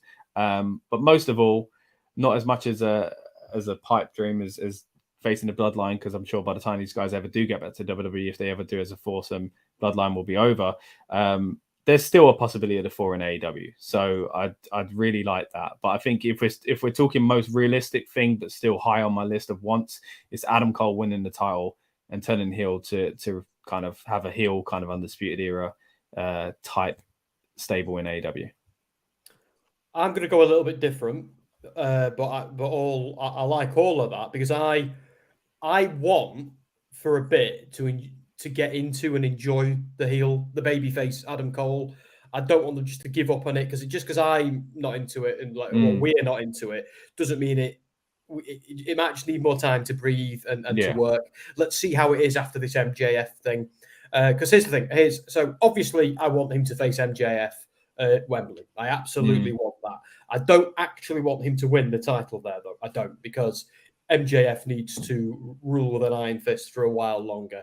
I'm not ready for MJF's title reign to end. There's a lot more to do there. But I love the idea of Cole being a plucky babyface and having a go and coming up short and then thinking, what can I do? How can I fix this? I like the idea of him reaching success one day and then turning heel. But my ultimate thing I want to see, and I'm sticking with AEW for this one because I think it's in the near history, I think it's much more likely than than WWE. I want the 4 of them in a blood and guts match against the Elite. So Kenny Omega, the Young Bucks, with Hangman Page, because it plays into the storyline of them attacking the Elite and then that just never being addressed. It also bleeds into the former Bullet Club beef that they've already alluded to a couple of times in AEW. Twice, in fact. First time where they pretended there was no beef, and the second time where Cole revealed, of course there is, there always has been. I was just waiting for my moment. That story isn't over for me. There hasn't been a conclusion. So I'd like to see the conclusion of that, or what was the point of even doing it? Like, I know people got injured and people then left the company, but we need some resolution to that. And I think Blood and Guts would be a good place to do it, because all those guys do well in cage matches. It feeds into it's a War Games match, and how many awesome War Games matches have the Undisputed Era been in? So they get to do that again, and I think with the Elite having Hangman in there, Hangman is somebody who was very, very involved in, he was one of Cole's replacements, along with He Who Shall Not Be Named. And he's also like a hard hitter, does a lot of hardcore matches and that sort of stuff. He's good at that. So getting him in Blood and Guts would bolster the Elite side and give them a little bit more teeth going into that. That's what I want to see. Those 4 versus those 4. Let's end the Bullet Club alumni story once and for all. Let these 4 dudes play to their strength in a match that, in my opinion, put them on the map and made them the stable they are. Yeah, I like that. That's what I want now. Yeah, I like my stuff, but that's the end goal. That is the end goal. You've tied it up perfectly there, I think. And like you say, Blood and Guts, we mentioned it again, War Games so much tonight, just how much that kind of is synonymous with them as well. So yeah, man. And as you said, Andy, like these are 4 incredible wrestlers as well. And then you put them against the Elite. I mean, what like it genuinely could be one of the greatest matches of all time. When you're talking multi-person matches, at least it could go down as it's massive expectations for it, but it could be incredible. All later them of chemistry as well. Sorry, yeah. Go ahead. I'll book the trend a little bit. That's not a pun either, by the way. But in terms of mine, it's very simple. I just would love to see it's just once a Royal Rumble gets number 30, and all you hear is shock the system, and out come Adam Cole, and then the rest of Undisputed Era help him win the Royal Rumble. That's good. That's good. I don't think we'll ever see it. I would. I'd cry. The goosebumps I would get if I just heard that theme tune in the Royal Rumble, and the place would go absolutely ballistic. Yeah. But before we head off, thanks for everyone who's watched. John is in. He's going to catch up on the rest. I think he joined towards the end. He's a massive, and I mean massive, Roderick Strong fan. He said Roddy would have been an incredible workhorse, Intercontinental Champion in WWE. Good he never got the call up. That 3-way with Shinsuke and AJ gave me a taste and then left me blue-balled. Yeah, they definitely teased on that one, didn't they? Because they didn't kind of follow through, even though he won. So I think he's perfect for that role of a mid-card title, especially for the IC. I think he's the kind of person that if you went back in the Attitude Era, he would have been quite a long European or IC title champion.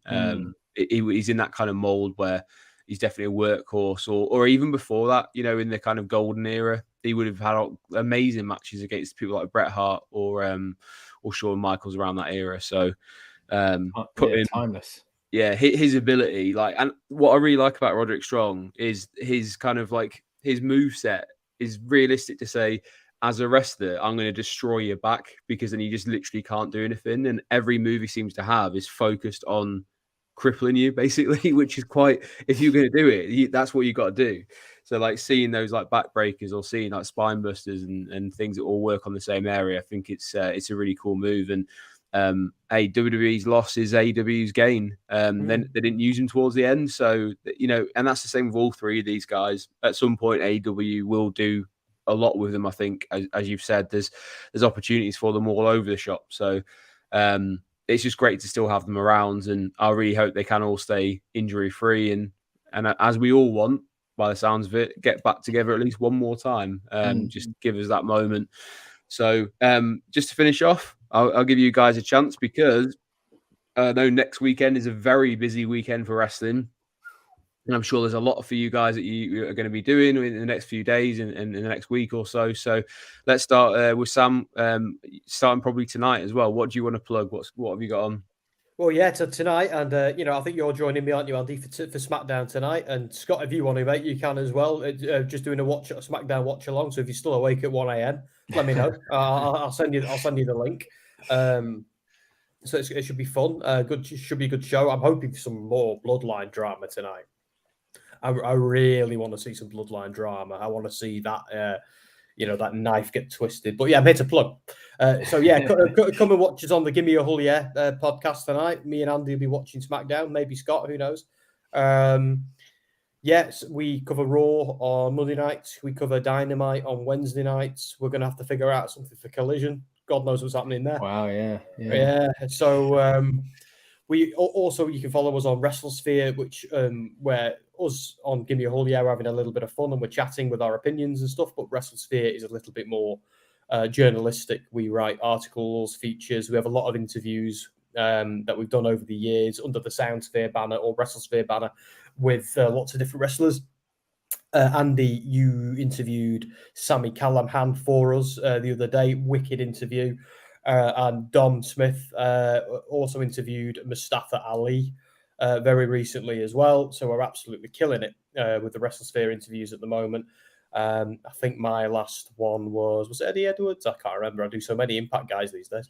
Speedball, Speedball, yes. It was Speedball. Yeah. Mike Bailey was my last one. We've got a lot more cool stuff in the works for WrestleSphere. We're talking to a few other promotions. But anyway, we'll watch this space to see who else we'll be interviewing soon. But we're in terms of AEW, Impact, and WWE, we're on it. But we also want to kind of address the indie scene a little bit more as well. So amazing. And you can see Sam's Twitter there, Sam Smith _1987. He's getting on now. So go follow him. Scott, about yourself, mate, what have you got going on? I'm from Rebellious Noise. We have a whole bunch of channels, but covering different things. But the one you're probably most interested in, of course, is our wrestling channel. So RM Pro Wrestling or Rebellious Noise Pro Wrestling channel is where to find us. Also, I should probably mention Talking Beans, which is another podcast I've done over the years. Not so much these days. We don't have as many podcasts sadly on it anymore, but it used to be.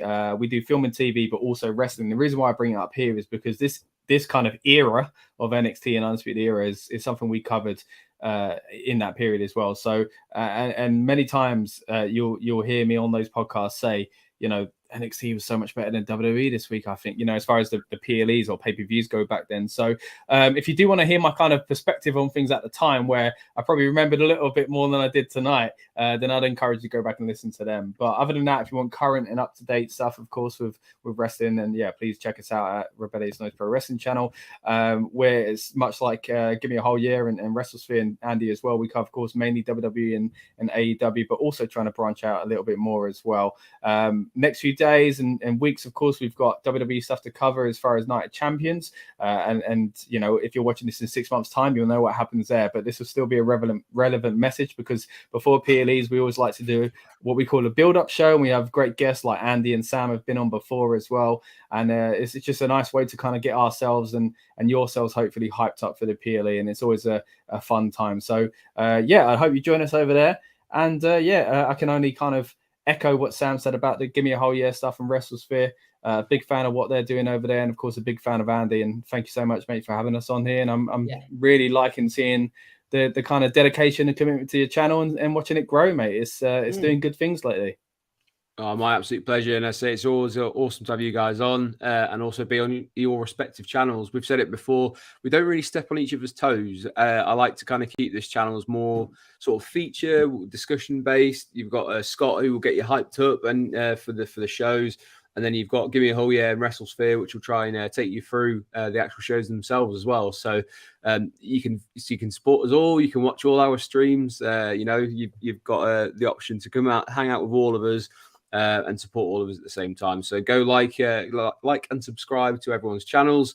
Rebellious Noise Wrestling. You've got Give Me a Whole Year, WrestleSphere, and then of course, please hit that like and subscribe button on this video and my channel as well, Wrestling Royalty. Or you can just type my name in, which is Andrew Spores, and you'll find me. Please don't search for Wrestling Royalty because you will find a compilation Divas channel, which is not mine. I have no affiliation with them. But they do numbers, so to be fair to them, if I can get even half of their numbers, I'll be pretty happy, because apparently people are still horny for 90s wrestling compilation. Damn right we are. Yeah. Like I was sat with Jess the other day, and I forgot my bloody name. Well, that doesn't bode well, does it? Feuding with Becky Lynch. Trish Stratus. Trish, yeah. Trish comes out, and we're both looking at her like, what's her secret? She's incredible. Like, no wonder, like, she set the place on fire in the 90s. Like, I mean, blimey, she's incredible. Absolutely. Yeah, she's definitely found that fountain of youth somewhere, hasn't she? She just doesn't seem to age too much. I mean, it's not the time to go into it, but her promos are a bit awkward. She needs to work on that. everything else is going well for her. So to finish this off, let's throw up the Undisputed Era sign, if you can remember what it is. I was going to ask you if we could do this, so I'm glad you said. Look, hold on.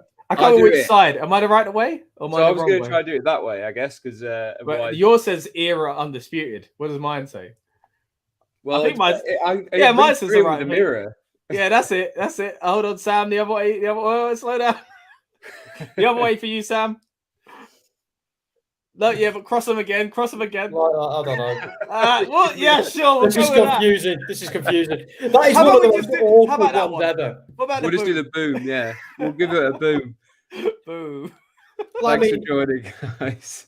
We'll see you again next week, and we'll keep you updated as to what we're going to do. But lots of wrestling coming next week. Thanks for joining, guys, as always, and we'll see you soon. Cheers.